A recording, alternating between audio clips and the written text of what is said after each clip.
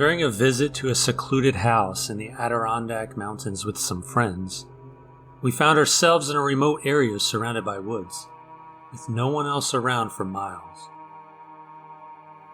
There was a community house for indigenous people to stay in. Although we were camping outside, we had access to the house for anything we needed. Naturally, we decided to explore the old, half-run-down building, despite its moldy interior. The six of us became familiar with the layout and eventually decided to play a game of manhunt. As the game progressed, we all got found except for one girl. Despite knowing the layout of the house by heart, she remained elusive. We called out for her and searched everywhere. She was nowhere to be found in the pitch-black darkness. One of my friends yelled for us to come check something out. We found the missing girl alone and acting strangely in one of the bedrooms. She stood in a corner with no light, explaining that she didn't want to look at whatever had followed her into the room. After a brief encounter, she ran away again, still without a light.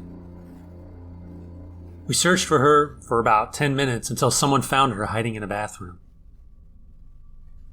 She explained that the door had closed on her, trapping her inside. She couldn't get out. Despite our attempts to open the door, it seemed stuck, leading us to believe the doorknob was broken. She remained inconsolable for the rest of the trip, refusing to share what had chased her around that night.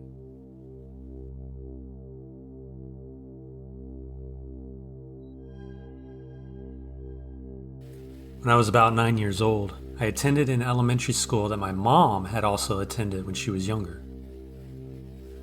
The school was quite large, with 4 floors and a playground out front. My classroom was on the first floor. One day, I needed to use the restroom, so I asked my teacher for permission.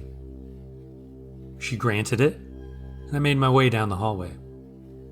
It's worth noting that the lights in the school were motion censored. As I walked, one of the lights suddenly shut off. I felt a bit scared of the dark.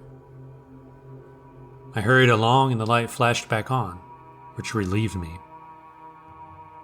Upon exiting the bathroom, I noticed the light was off again. Before I could react, it turned back on. I looked around but saw no one else in the hallway. Just as I was about to rush back to my classroom, the light shut off once more. Then I saw it. A huge black figure, not standing, but slithering along the floor like a snake. I was terrified and ran straight back to my classroom without looking back. I left that school when I was 11. It was later demolished to make way for apartment buildings. There were rumors among the kids that the school was built on a burial ground, but I'm not sure if that's true.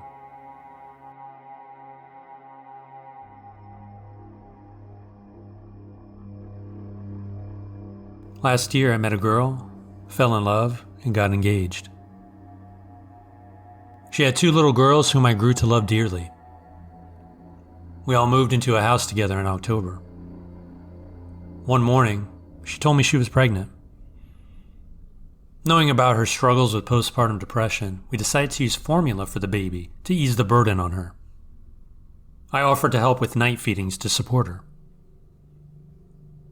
10 months later, our baby arrived. We kept him in a bassinet by our bed. Whenever it was my fiance's turn to feed him, she would bring him into the bed. When it was my turn, I would take him downstairs to a beanbag and watch TikToks while he ate. Now, our baby had a distinct cry. My fiance called it his pterodactyl scream. One night, around 3 a.m., it was my turn to feed him. I followed our usual routine, taking him downstairs, and I fed him. I took him back upstairs, put him back to sleep. I forgot my phone downstairs, so I went to get it. I heard his pterodactyl scream from upstairs. Had he woken up? Then I heard it again. I went upstairs, and when I opened our bedroom door, my fiancée was sitting up, wide awake. The baby was asleep.